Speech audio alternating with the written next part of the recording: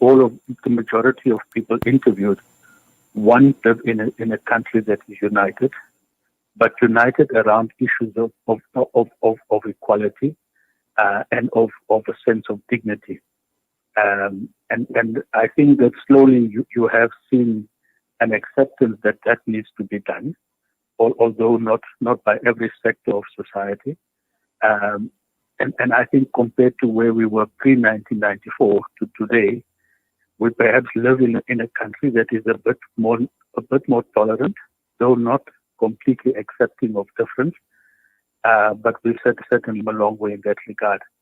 It, however, is a very fragile sense of unity that is very easily broken by demagogues, by people who thrive off division, as you've seen around issues of xenophobia and religious intolerance in this country. It doesn't take too much to inflame passions around issues like that. And that's simply because the kind of leadership that is required to build unity in this country is just not present in as many spaces as they need to be. Mhm. Are you encouraged, by the increase of tolerance which we've observed, and as you mentioned, over the last 25 years or so? Are you encouraged by these trends? Do you think we are on a steady road to reconciliation? Again, I think I am, but it is very fragile. There's a huge difference between tolerating difference and accepting difference. We will tolerate a lot of stuff in the hope that we don't have to accept it, and in the hope that we can turn a blind eye to it as far as is possible. I think when we move to a society that is completely accepting of difference and a society that recognizes the needs to still work towards greater equality in our country, then I think we would cross a threshold that we are still very far away from. And, so let's speak about the significance of the day. We know that this particular date, December the 16th, was chosen particularly because it was significant to both Afrikaner and African cultures. But I'm sure there's a lot more to it. I have a slightly different view. I think the day is, in my own personal view, I think is misplaced. It comes at a point in the year when very few people actually have the time to think very seriously about reconciliation and reconciliation work and what is required, because this is the day that basically industries and everything else would normally shut down. People are on the roads traveling to wherever they need to get to. And it is really not the time for people to have real serious reflections around reconciliation work. My own personal view, I think Reconciliation Day should actually be July 18th because Mandela's birthday is on that day, and I think he, more than anybody else, would symbolize reconciliation work in the country. But given that, those are my own personal views. I think the fact that the history of the country is reflected in this day across the racial divides was really an attempt to begin to indicate a sense of discarding that sense, that history of division and building unity. Unfortunately, I think it's the kind of work that is required to building unity is not extended beyond reflecting on it on 16th of December.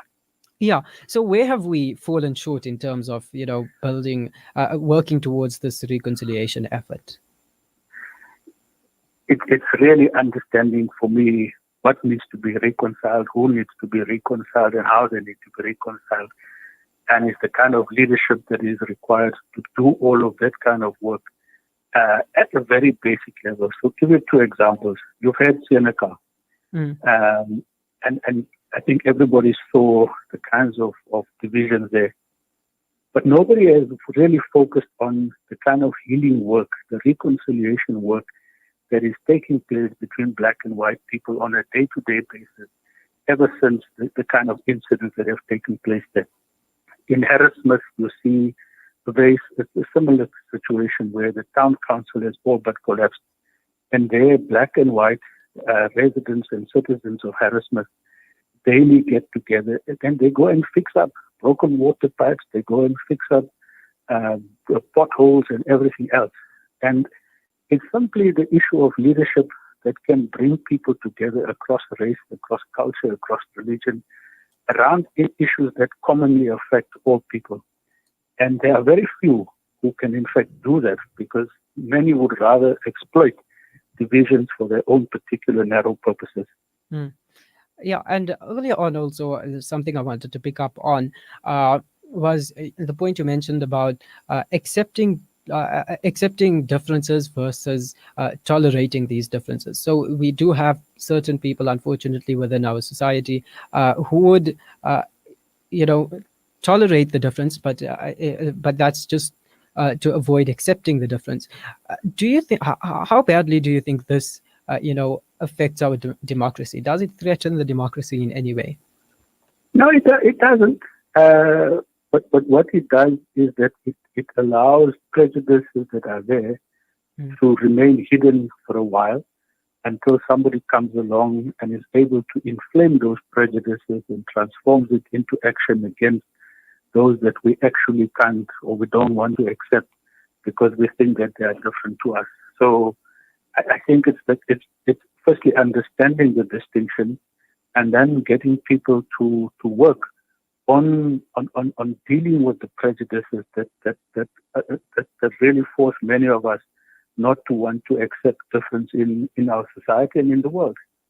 Mm. Now, despite the long duration of time that has passed since apartheid, there still appears to be segregation along racial lines, whether these may be boldly apparent in the way our communities interact, or even within the mindset of some South Africans who refuse to integrate into the Rainbow Nation, as former President Nelson Mandela would call it. And basically, what I'm saying here is that our communities physically remain very much the same as they did due to the apartheid spatial planning and the concerning reality that racism still exists and manifests itself from time to time, through racial slurs, etc. However, President Cyril Ramaphosa a few days ago said that race relations in South Africa are not as toxic as we think. Do you agree with the president? In many ways, I do. Um, and I think partly because we tend to focus on issues of racism when they make headlines, Mm. whether it's Brackenfell, whether it's Senegal, and so forth. But I think in many spaces, people have found ways to tolerate each other, to get on with their lives, and it's also not true that South Africa hasn't changed spatially. One, the racial demographics of this country is such that you are not going to find the kind of integration which you would want to assume to be if you had an equal proportion of people of all races.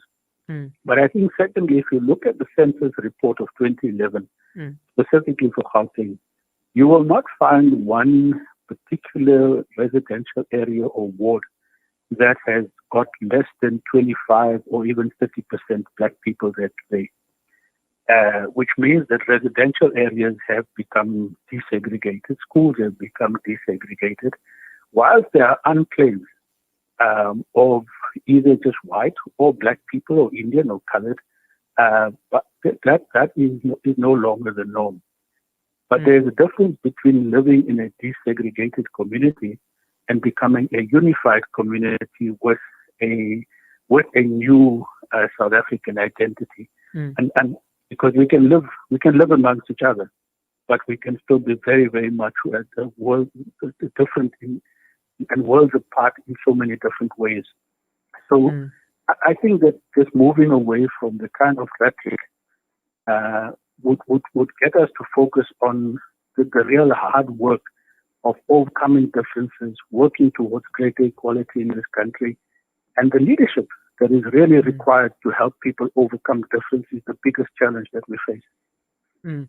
And I think that's something really important, bridging the gaps between Yeah, communities, etc. I think that's somewhere near the core, if not within the core of, reconciling as a nation and, integrating into this broader South African identity and standing united at all times. I think that's really important. So your final thoughts before I let you go? I think we've got a long way to go. Uh, But there are enough day-to-day examples from faith communities, from different kind of institutions on the work that needs to be done at the national level. If only we can pick up on the good work done at a very local level, I think there is sufficient leadership that can help us guide this country through. I think lastly is to avoid the temptation of those who thrive off difference in this country. Mhm. All right. Thank you so much for your time, Mr. Thank Neeshan you. Bolton, the director of the Ahmed Kathrada Foundation. Thanks. Bye. That was Mr. Neeshan Bolton, the director of the Ahmed Kathrada Foundation, speaking to us about what the Day of Reconciliation means for him as a South African, and what basically just giving us a better understanding of the importance of this day for all of us as South Africans. And that's very similar to the question I'm posing to you as the listeners as well. What does the Day of Reconciliation mean for you as a South African? Remember that you can engage with us, and if you'd like to call us, the number to dial is 011 6800 355. The WhatsApp number for your messages is 061 766 0355, and you can of course interact with us on Twitter and Facebook as well. Send us your comments using the hashtag news and views. And remember that question for today: what does the Day of Reconciliation mean for you as a South African? We'll continue this discussion just after the ad break with Seth Mazibuko.